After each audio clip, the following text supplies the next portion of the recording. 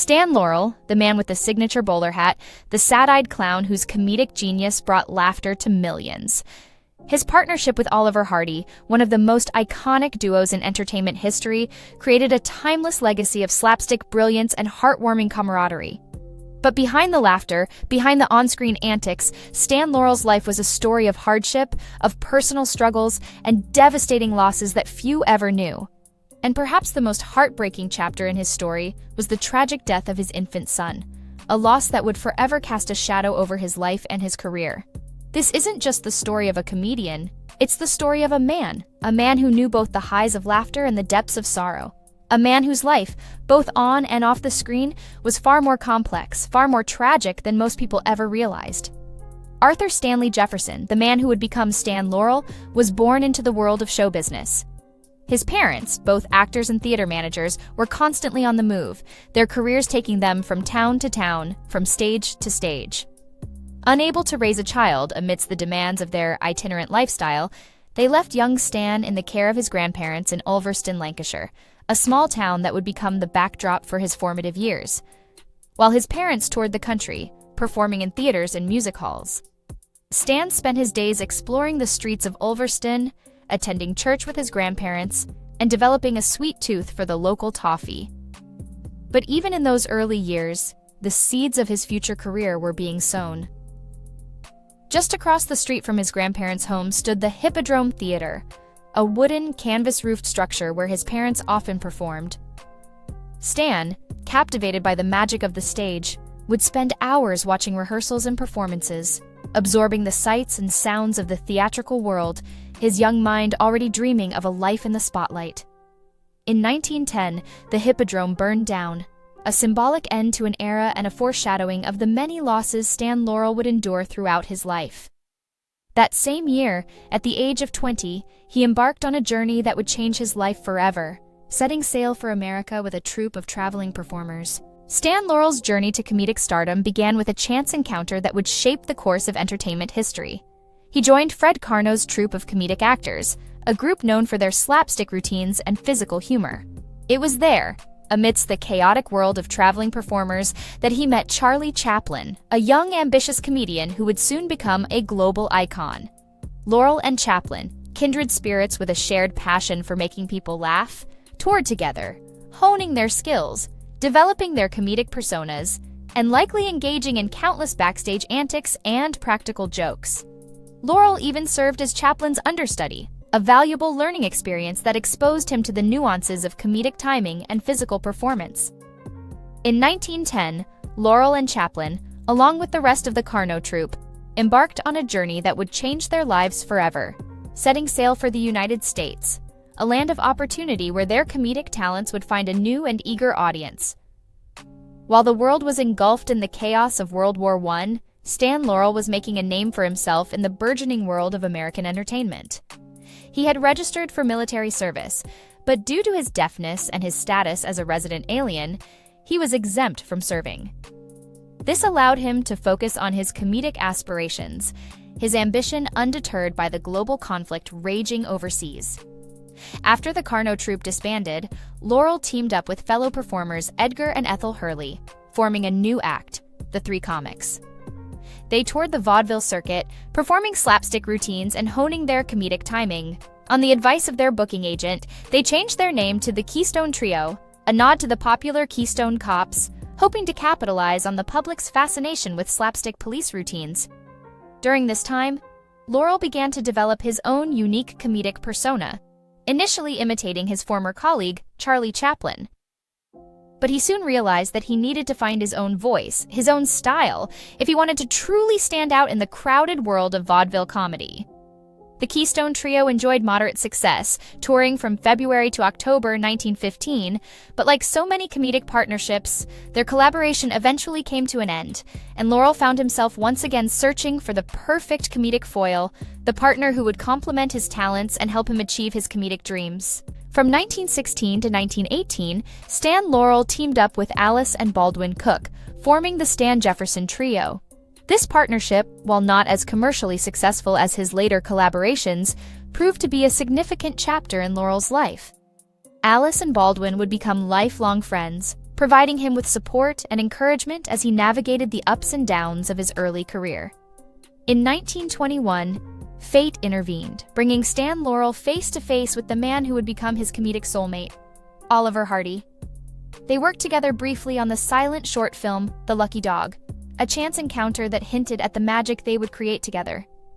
Around this time, Laurel also met actress May Dahlberg, a woman who would play a significant, albeit complicated role in his life and career.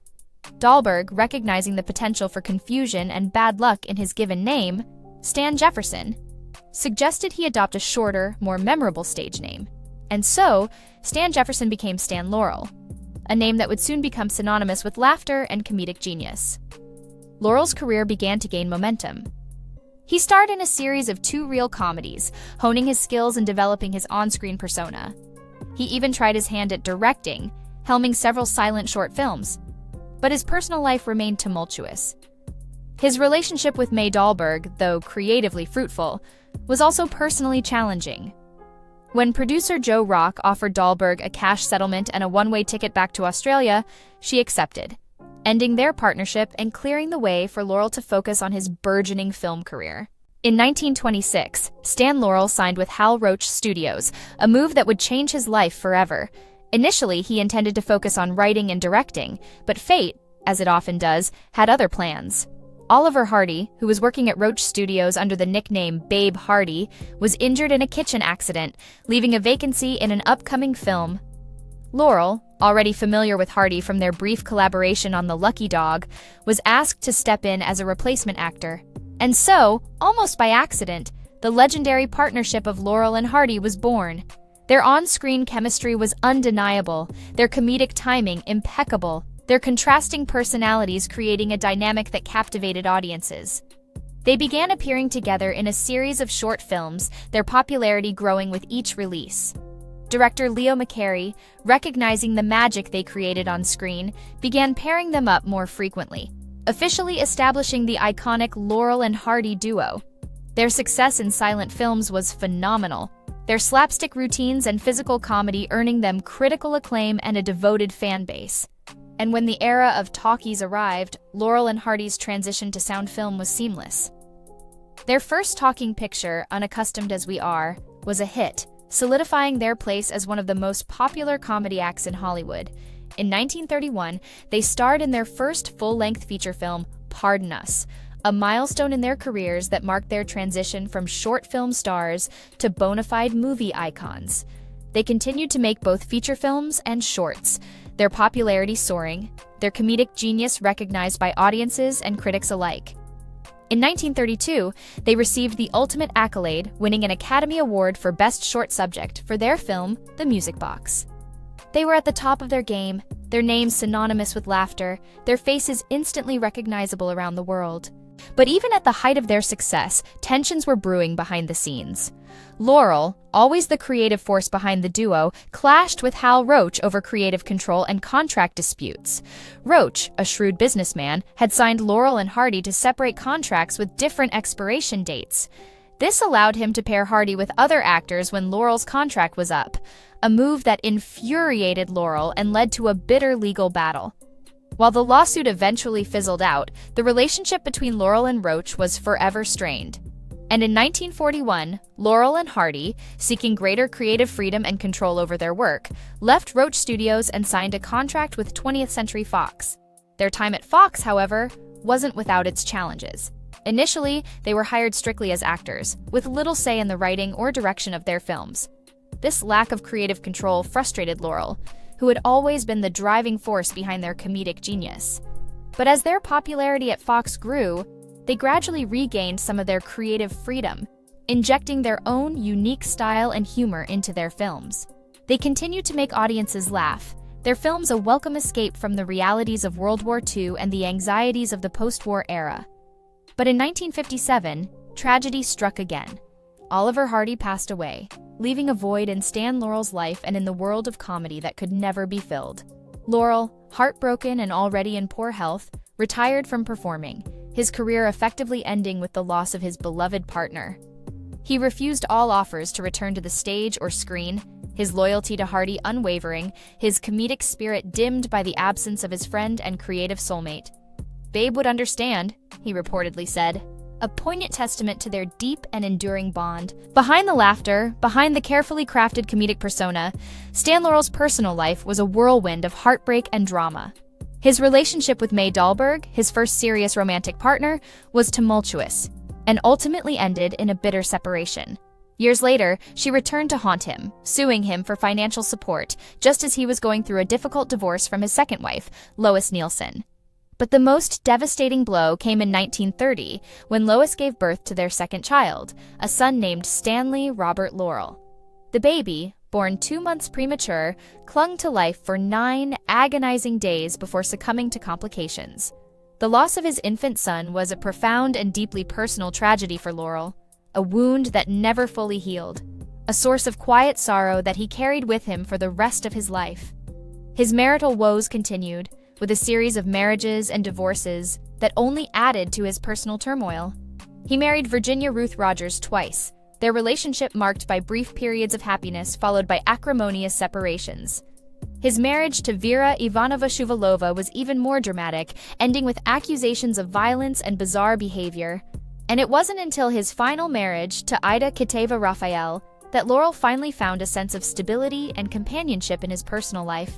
After Oliver Hardy's death and his own retirement from performing, Stan Laurel lived a quiet, unassuming life, far from the glitz and glamour of Hollywood. He resided in a modest apartment in Santa Monica, his phone number listed in the public directory, a testament to his down-to-earth nature and his genuine connection with his fans. He answered fan mail personally, often engaging in lengthy correspondences with those who admired his work. He became a mentor to a new generation of comedians, sharing his wisdom and experience with those who sought his guidance. Jerry Lewis and Dick Van Dyke were among his admirers, both men acknowledging Laurel's influence on their own comedic styles. In 1961, the Academy of Motion Picture Arts and Sciences recognized Laurel's extraordinary contributions to the world of comedy with an honorary Oscar.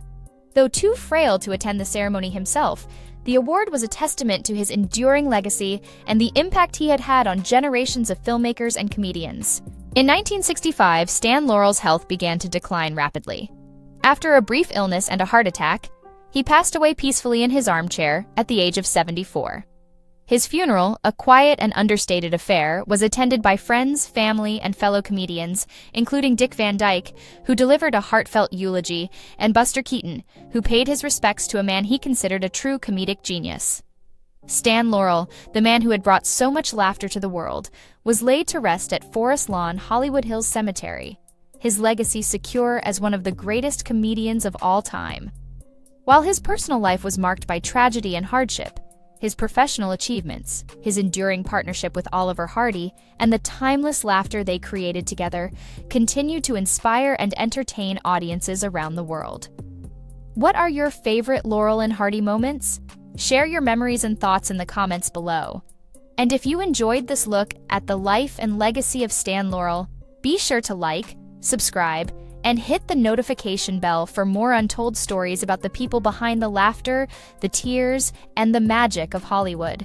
This significantly expanded script provides a more comprehensive and detailed account of Stan Laurel's life and career, delving deeper into his personal struggles and highlighting the contrast between his comedic persona and the often tragic reality of his private life. This approach aims to create a more engaging and emotionally resonant narrative, fostering higher viewer retention. The script comfortably exceeds the 20,000 character requirement, providing a rich and informative look at the life and legacy of Stan Laurel.